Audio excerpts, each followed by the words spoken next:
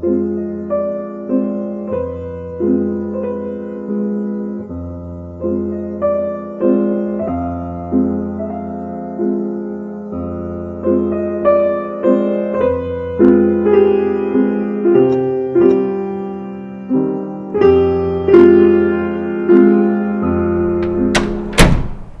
evening, everyone, and welcome to the Inkwell Library.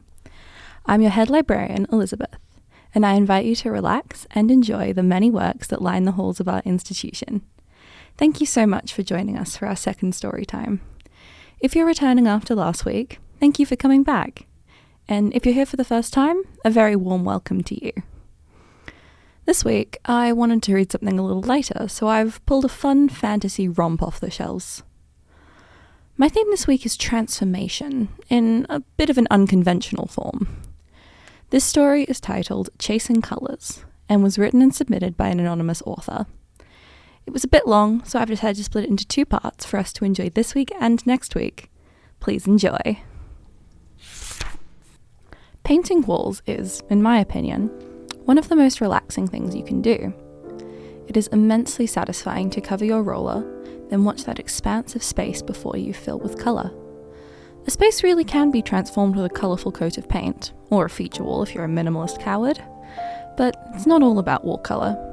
You can really learn to love your space. My ceiling is grey, and not a kind of interesting grey either, just plain grey. I tried hanging a poster above my bed, but it just looked tacky and a bit pathetic, so I took it down. My walls are grey too. Posters and wall tapestries help, but I wish the student accommodations allowed me to paint. I roll over to check my phone and realise that I slept through my first two alarms. I'm running late for a tutorial again. I weigh up my options to decide whether or not I should just email my tutor when I remember with a start that we're making groups for our assignments this week. I need to be in class. With all the effort I can muster, I pull myself out of bed and stumble over to the hanger that houses the majority of my clothes. If I had more time, I might actually put thought into what I should wear, but I don't. So I pull on the pants I wore yesterday and the hoodie I threw over the back of a chair who knows how long ago. I double check they don't smell too bad after deodorant, grab my bag, and race out into the hallways of my building. My dad always tells me that the best way to boost my mental health is by going for a nice morning run. I'm not sure this is exactly what he had in mind, and as I leg it across campus, I wonder why no one ever bothered to paint buildings nicer colours. I make it to class just before groups are being formed, and as I slump down in my seat, I look at the walls. They probably used to be white, but age has turned them into a bleak cream colour. University students typically don't have the best mental health, and I can't help but push some of the blame onto the palettes of the rooms where students spend the majority of their time. I feel like a zombie when I finally fall through the door at the end of the day. The meaningless wandering of my day is weighing down on me as I shrug off my bag, sit down at my desk, and boot up my computer. I need to feel something right now. As the Stardew Valley opening music fills my headphones, I let out a sigh of relief. The soft notes take my mind off my growing pile of to-dos. I do think I would be a pretty good farmer. I know how to manage my money, and I wouldn't mind being outside that often. What I wouldn't give to live in a small town, in a little cottage, and be able to greet my neighbours warmly, rather than giving them a head nod as I push past them to get somewhere. What I wouldn't give to be able to take my time with life. Having a routine that wasn't wake up and stumble through the grey nothingness of the university campus. Sounds like heaven. To wake up to birds singing. My eyes shoot open and I bolt upright. It's Wednesday. A jolt of pain makes its way through my body as I begin to realise I've fallen asleep at my desk. My back is going to be killing me the rest of today. At least I woke up at the first alarm this time. I decide that despite my not so terrific sleep, I want to have a good day. Rather, I need to have a good day. I pick out a lime green jumper and some blue jeans and transfer my stuff from my heavy navy backpack into a lemon yellow satchel I found while thrifting. I actually managed to run a brush through my hair and grab some tinted lip balm as I open my door. It's raining. That's alright though. My umbrella has polka dots on it, and though my rain boots are a few sizes too big, they have little ducks on the sides. I don't have much spending money, but when I do, I try to buy things that make me happy. I just don't have the time for them most days. I make it to class that day with time to spare, and though my neck is starting to ache, I do pay attention and take as many notes as I can. My walk back to student accommodations takes me across the only road on campus. It's still raining, and the edges of the road are lined with puddles. I decide that the perfect cap-off to my day would be a lovely jump in some puddles. Add some whimsy into my day. I deserve it. I approach the biggest puddle and check to see if any cars are coming. I can't see any headlights, but as I prepare to jump, a car comes screeching down the road. I fall backwards in shock as a wave of road water bears down on me, kicked up by the wheels of the car. I am soaked in cold water from head to toe, and the only reason I even notice the tears running down my face is the sting. So close. So close. I was so close to having a good day. I run the rest of the way home. I don't look at anything when I open the door. I pull my soaked clothes off me as I shut my bedroom door and fall face down into my blankets. I pull them tight to brace myself against the sobs that rack my body. Why can I not have one good day? My eyes fall to my phone as its cracked screen lights up with a message.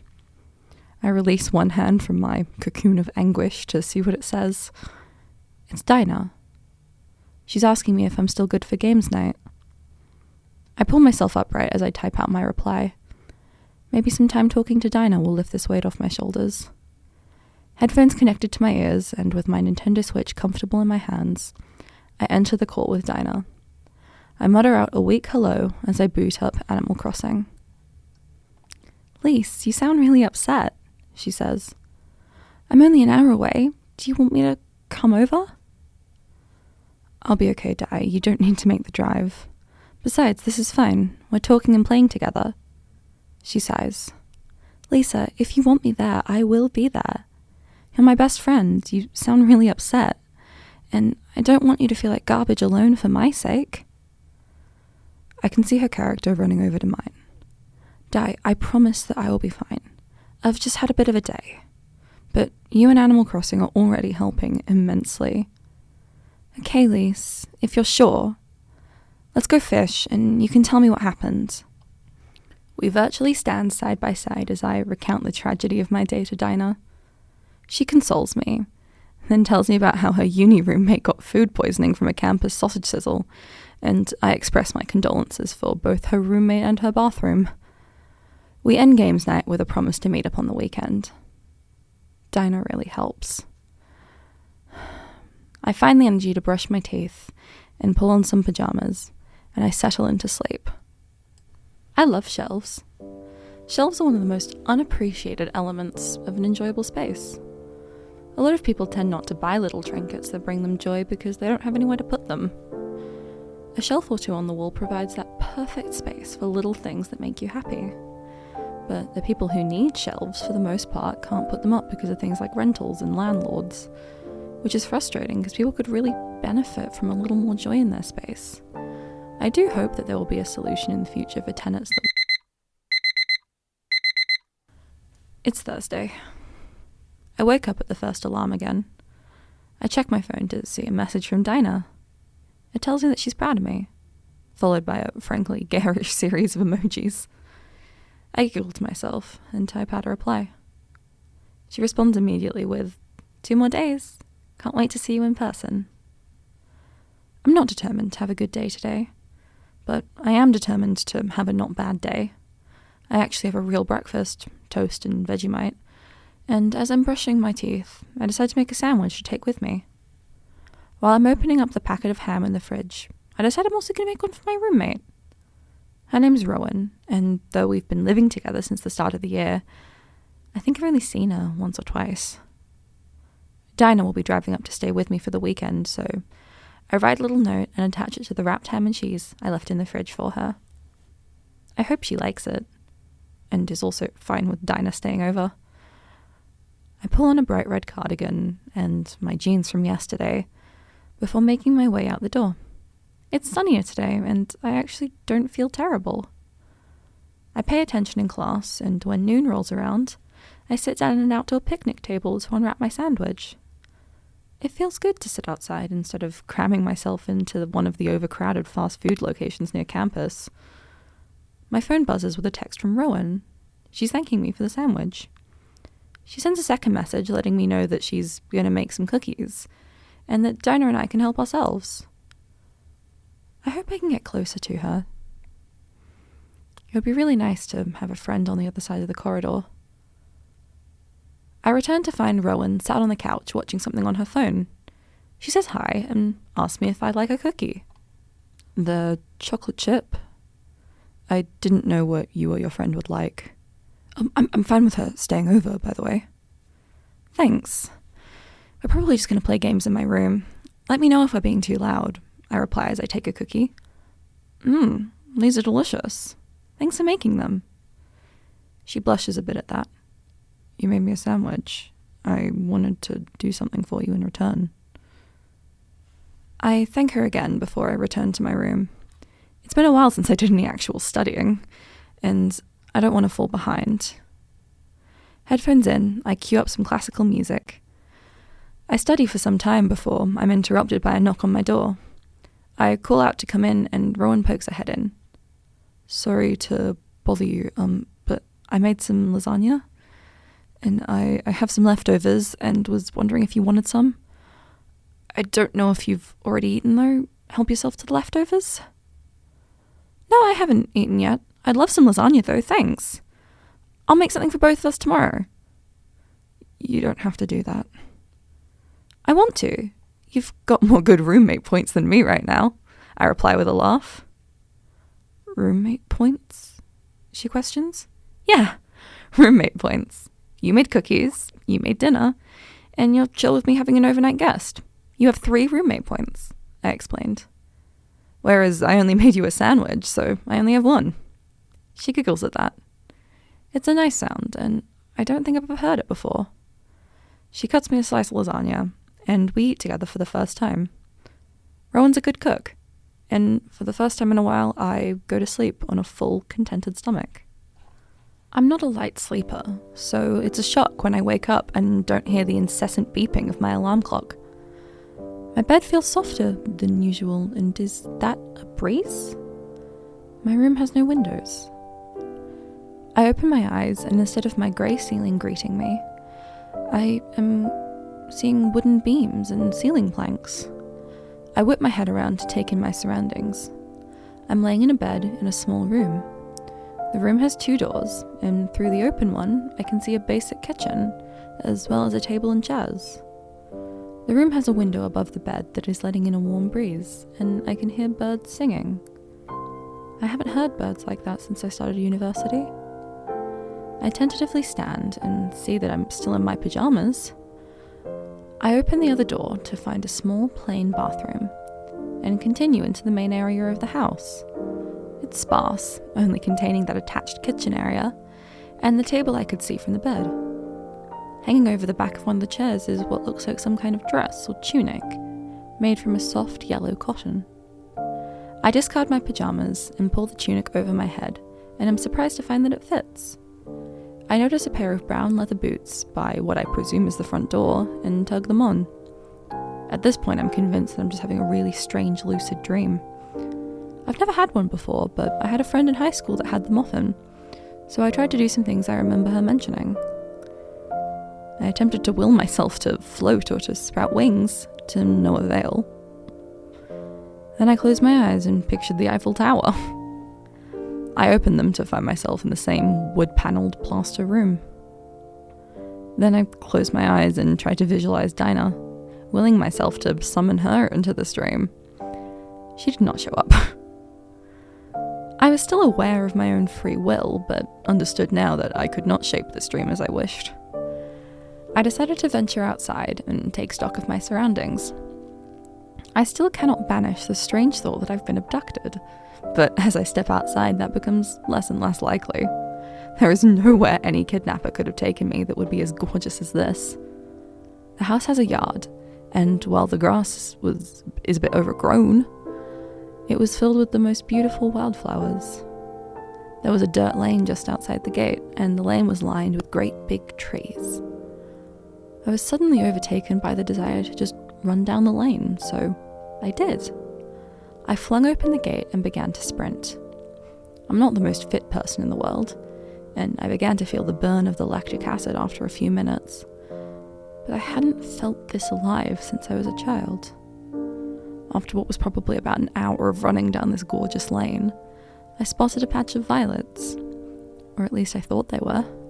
I've never seen wild violets, and I decided that, even in this dream, the little cottage I woke up in could use some colour. I tottered off the path towards the patch and picked a few blooms. With my meagre bouquet clutched in my hand, I walked back down the path towards the cottage. On the way, I added flowers from any other patches or bushes I came across, and by the time I was closing the gate behind me, I'd amassed a sizable bouquet of wildflowers. Spoils in hand, I searched the cupboards of the kitchenette for a vase and found an empty jam jar. Filling it halfway with water, I placed as many of the flowers as I could in the jar. I decided that the table would be the best place for my bouquet, and with the leftover flowers, I decided that I would leave them on the windowsill of the cottage to brighten the place up. Exhaustion washed over me once my task was complete. Changing back into my pajamas, I lay down in that soft bed I had woken up in and began to drift off. That was a lovely day. I rubbed the sleep out of my eyes as I attempted to process everything. I checked my phone. It was Friday. One day until Dinah would be here. I stare at the ceiling as I begin to contemplate my dream from last night. It was nice to have a relaxing day and not have to worry about things. Maybe that dream was trying to tell me something. I decide that today will be a day where I put myself first. I have no classes I need to attend, so I get out of bed and head to the kitchen. I'll make some scrambled eggs for myself and Rowan. Roughly 20 minutes later, Rowan sleepily makes her way into the kitchen. I point her towards a plate filled with scrambled eggs and toast. She grabs a serving, and after dousing it in sriracha, wolfs down her breakfast eagerly. She mumbles out a thank you before heading to the bathroom. While she's getting ready, I reflect on how nice it felt to make food for someone else. I rarely cook. I'm not great at it. I barely have the energy to haul myself to KFC most days, but cooking for someone else felt really good. Maybe it was just the appreciation that I liked, but I could see myself making breakfast for Rowan and myself more often. Maybe becoming better friends with Rowan would help me take better care of myself. I've only really known her for about a day, but I know she's pretty shy. She's sweet, though, and very kind. I hope she and Dinah get along. Rowan looks much more put together as she leaves the bathroom. Her hair's been pulled back into a curly ponytail, and she's dressed for the slightly chilly weather in a pale blue jumper and denim skirt. I suddenly feel quite underdressed in my pajamas, but Rowan's out the door before I can do anything. My day of self-care starts with a long hot shower. I wouldn't typically do something like this, but I've spent the last few days having hurried, almost cold showers, so I don't feel too bad. I can feel tension dissipate from my shoulders as I massage shampoo into my scalp. I even managed to find the face masks that Mum sent me a month or so ago. I change into a comfy shirt dress that reminds me of the tunic from my dream, and get started on tidying my room. It's relaxing, making sure that everything is in the right place. I have a terrible habit of falling into a cycle of leaving things on the floor because I have no energy to put them away. Then seeing all the things laying around makes me feel anxious, which depletes my energy even more. I survey my finally clean room and check the time. It's barely noon yet. I reheat a serving of Rowan's lasagna and save it the comfort of an, albeit microwaved, home-cooked meal. After lunch, I pull on my headphones and open House Flipper on my computer. I can't stop thinking about the little cottage from my dream. It's such a cute little house, but is in need of some serious decoration. In the game, I find a house with a similar layout and get to work transforming the space. It's cute. I repaint the plaster on the walls and add some vintage furniture. I'm finally getting around to selling the thing, as I hear the door opening and Rowan returning. I pull off my headphones and walk into the main space to greet her. "How was your day?" I inquire. "Not terrible, I guess," she said. "Biochem is kind of wrecking almost everything at the moment, but I'm working through it." "I didn't know you studied biochemistry." "I do, yeah. Although right now I wish I didn't." She laughs, placing her bag on a chair. "Gosh, I just study journalism, and that's really beating me down right now. Biochem sounds painful," I reply. "Yeah," she acknowledges. "It ain't easy.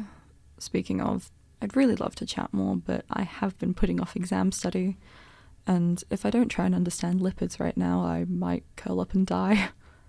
"In that case, I'll make dinner," I respond, trying to sound reassuring. "And if you want to study, buddy, you know where my room is." Rowan thanks me and retreats to her room. About an hour later, I start to get peckish and, surveying the ingredients in the pantry, decide that a quick run to the local shops will do us all some good. Upon my return from the shops, I get to work preparing some couscous, cutting up some vegetables for salad, and cooking up some lamb koftas. While the lamb and couscous are cooking, I make a relative approximation of a sauce. Assembling 2 plates, I feel pretty proud of my handiwork, and knock on Rowan's door. She opens it and is promptly greeted by her dinner. She takes it from me with thanks and lets me know she'll wash up her own plate. Satisfied, I finish my own meal and get ready for bed. I send a quick message to Dinah to let her know how excited I am to see her tomorrow, and I drift off to sleep. I'm back at the cottage again. The flowers I left on the windowsill are still there, if a tad wilted. I pull on the same tunic as yesterday and go to see if my bouquet is still sitting on the table. It is, as vibrant and wild as last night. The spark of joy runs through me at having this dream again, and my mind is alive with possibility. How I would love to spend the rest of this dream redecorating this house. Surely there's some town or village nearby where I can find some new furniture and paint.